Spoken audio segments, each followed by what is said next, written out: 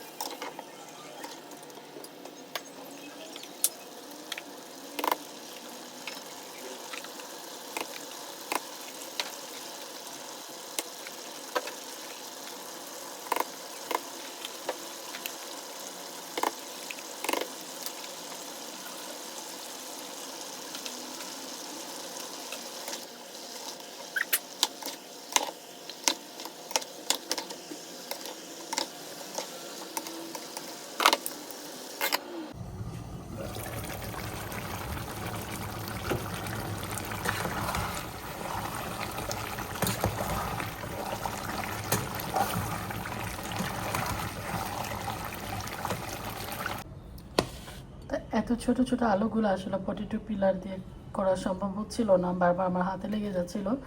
সেই জন্য সনাতন পদ্ধতিতে মানে দেখতেন ছোটোবেলা নতুন আলু আম্মা হচ্ছে আমাদের হাতে একটা স্পুন ধরা দিত, দিয়ে বলতো যে এটা দিয়ে চুলাও। তো সেই সনাতন পদ্ধতিতে আলুগুলো ছিললাম। আর এগুলো খুব ভালো করে ওয়াশ করলে হবে, আর হচ্ছে যে একটুকু স্কিন আছে ওইটাতে প্রবলেম নেই। আমার কাছে আর এগুলো ভালো লাগে, নতুন এই দেশি আলুর এই স্কিনটা।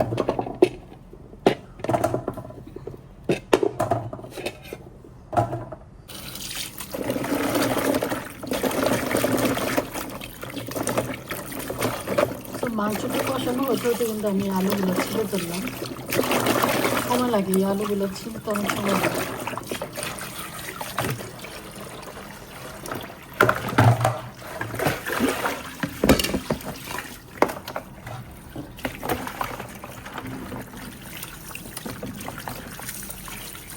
আমার অলরেডি মাংসটা কষানো হয়ে গেছে।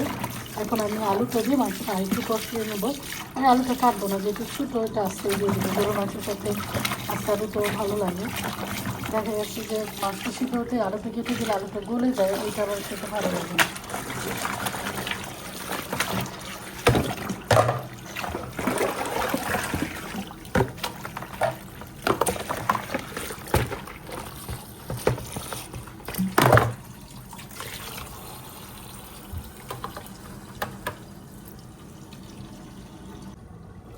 তো এই তো আমার গরুর মাংসটা অলমোস্ট কষানো হয়ে গেছে।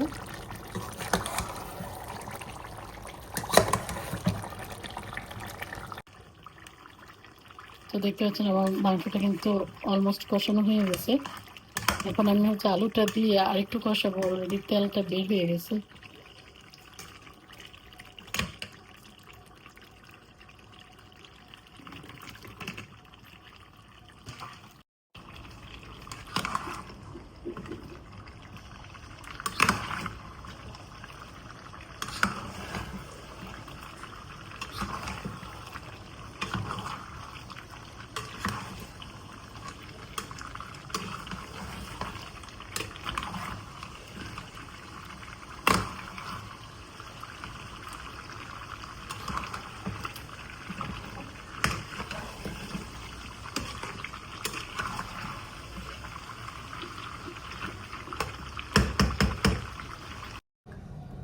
রান্না করার শুরুতে করে একরকম প্যান, শেষটা দিয়ে হয়ে যায় অন্যরকম। এখন মানে পুরো রান্না করতে কষ্ট লাগতেছে। সেজন্য চিন্তা করলাম যে সাদা ভাত বসিয়ে দিয়ে করবো। আর এই তরকারিটার সাথে সাদা ভাতও ভালো থাকে। এখন ভাত বসাই দিব, আবার রান্না করবো না।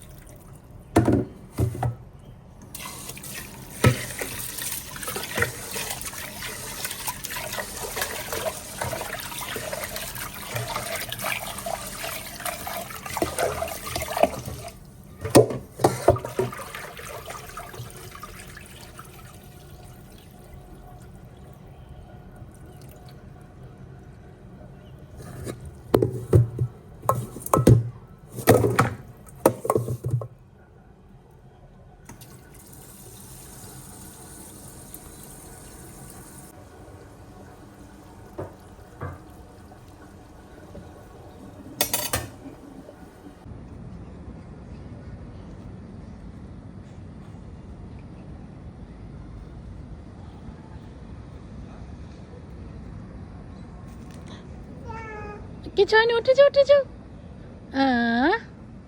ঈশান, উঠে যাও।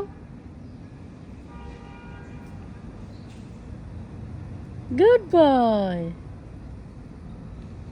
বিস্কিট পেয়েছো? পেয়ে ফেলেছো বিস্কিটটা? থাক, এটা থ্রো করে দাও।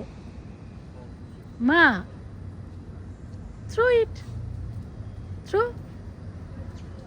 দাঁতি দাঁতি।